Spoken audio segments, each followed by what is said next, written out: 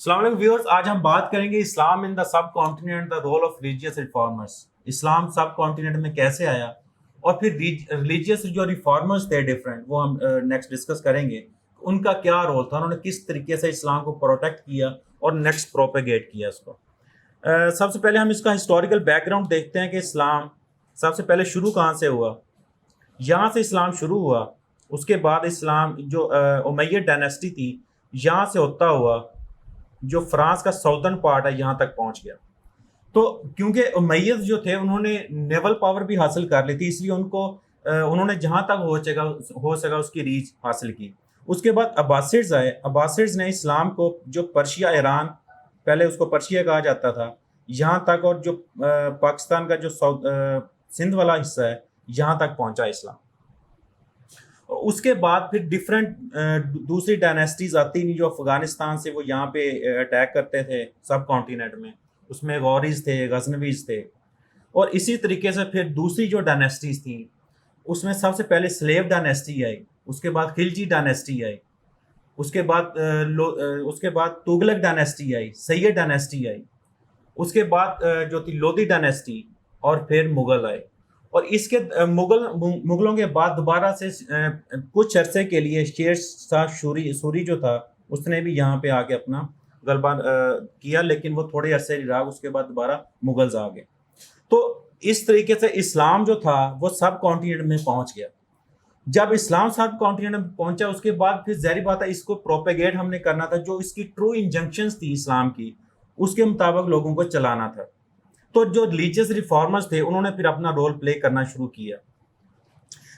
یہ پہلے ڈسکس کر چکا ہوں میں کہ ڈفرینٹ ڈائنیسٹیز ہیں، تو پھر جو انویڈرز تھے ڈفرینٹ ایریاز تھے، منگول آئے، منگول، اور پھر ایشیا سے وہ آئے، پھر مڈل ایسٹ سے انہوں نے یہاں پہ آگے اپنا غلبہ کیا۔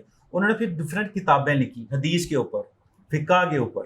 اسی طریقے سے جو اسلام کی قرآنک انٹرپریٹیشنز ہیں، ورسز ہیں، ان کو اس دور کے مطابق، اس وہاں کے جو لوگ تھے اس کے مطابق ان کو ٹرانسلیٹ کرنا شروع کیا، تاکہ وہاں کے لوگوں میں اسلام کی جو ٹرو پریچنگ ہے وہ پہنچ سکے اور وہ وہاں کے وہ اسلام کے مطابق اپنی زندگی گزار سکیں۔ اب ہم دیکھتے ہیں کہ اسلام جو تھا اس ٹائم اوور ویو کرتے ہیں کہ اسلام کا بیسیکلی کیا سچویشن کیا تھی، کنڈیشن کیا تھی، کس فیز میں تھا اسلام۔ جب مغلز آ گئے وہاں پہ سب کانٹیننٹ میں، تو پھر ایک پولرائزیشن والا پروسیس جو تھا وہ سٹارٹ ہو گیا۔ اس میں کچھ جو سکولرز تھے وہ حق پہ تھے، وہ وہی بات کرتے تھے جو اسلام کی تھی، ٹرو بات۔ کچھ ان کو سکولرز آف حق کہا جاتا تھا، کچھ کو سکولرز آف سو کہا جاتا تھا۔ سو کون سے تھے؟ سو وہ تھے جو کنگ ہوتا تھا اس کی لائکنگ کے مطابق بات کرتے تھے، جو اس کو پسند ہوتی تھی۔ تو اسی طریقے سے ہم اس کو بات کو اگر آگے بڑھائیں تو اس کا جو کرنٹ جو ویو تھا اس میں ہم اکبر کا دین الہی دیکھتے ہیں۔ اکبر نے دین الہی جو تھا اپنا نافذ کیا، اس نے کہا کہ اکبر کو سجدہ کرنا ہے، کنگ کے سامنے آپ نے اپنا سر جھکانا ہے۔ وہ اس نے کیوں کیا؟ کیونکہ اسلام کی جو ٹرو انٹرپریٹیشن تھی اس کو نہیں پتا تھی۔ اس نے وہاں کی جو ہندو گرلز تھیں ان کے ساتھ شادیوں کو جائز قرار دے دیا، اس نے کی بھی تھی۔ جو وہاں کی جو پرنسس تھی جودھا بائی، اس کے ساتھ اس نے شادی کی۔ اس طریقے سے جو اسلام کی جو تبلیغ تھی یا اسلام کی پریچنگ تھی وہ جو تھی اس میں ہرڈلز آنا شروع ہو گئی۔ تو جہانگیر اس کے بعد جب اکبر کا دور ختم ہوا، جہانگیر کا دور آیا تو وہ اسٹانچ بلیور تھا اسلام کا۔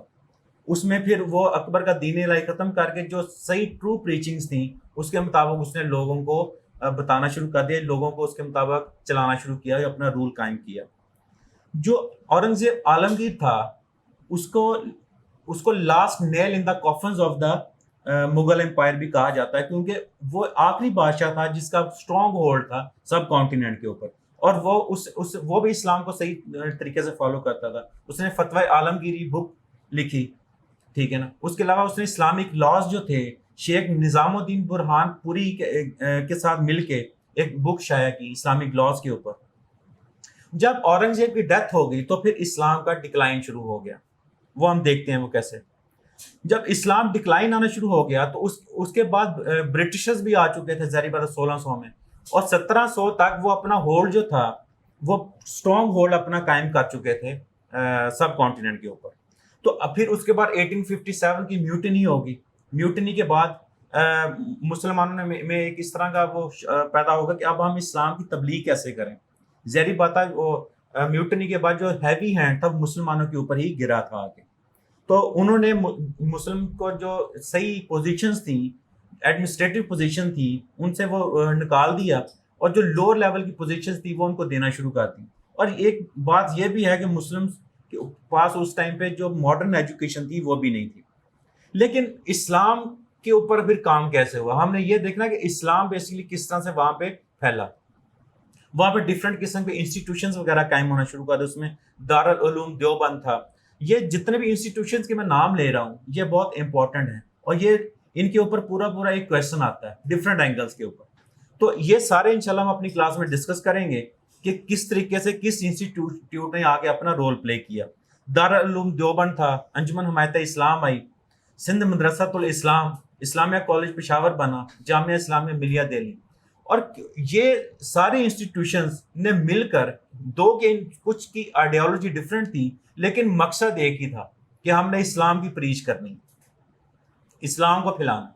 اور اسی دور میں جو سر سید احمد خان تھے وہ بھی وہ ایک جج کے عہدے پہ فائز تھے، لیکن انہوں نے مسلمانوں اور برٹشرز کے درمیان جو بھی دیواریں تھیں، جو رانگ ان کے اوپر تھا کہ جی مسلم ہی ہر چیز کا جو ہے وہ مسلم ہی رانگ ہے، تو انہوں نے اس کو بھی ختم کرنا شروع کیا. اپنی ڈفرینٹ قسم کے پمفلٹس لکھنا شروع کیے. اسی طریقے سے انہوں نے ڈفرینٹ قسم کی بکس بھی لکھی. اور سر سید احمد خان نے جب ایک واقعہ ہوا تھا اردو ہندی کنٹروورسی 1867 میں، اس کے بعد سر سید احمد خان کو یقین ہو گیا کہ ہندو اور مسلمان دو علیحدہ قوم ہیں. تو انہوں نے بھی پھر اسلام کے اوپر جو تھا وہ کام کرنا شروع کیا. وہ اس کی سر سید احمد خان کے اوپر ایک علیحدہ سے کویشچن آتا ہے، انشاءاللہ اس کو ہم اپنے کلاس میں ڈیٹیل سے ڈسکس کریں گے. ان کی ایجوکیشن کے اوپر اور ڈفرینٹ دوسرے ایجوکیشن، پالیٹکس اور اکنامکس کے اوپر بھی بڑی سروسز ہیں. Thank you very much viewers. انشاءاللہ ان ساری چیزوں کو اپنی کلاس میں ڈسکس کریں گے جو رہے گی. Thank you.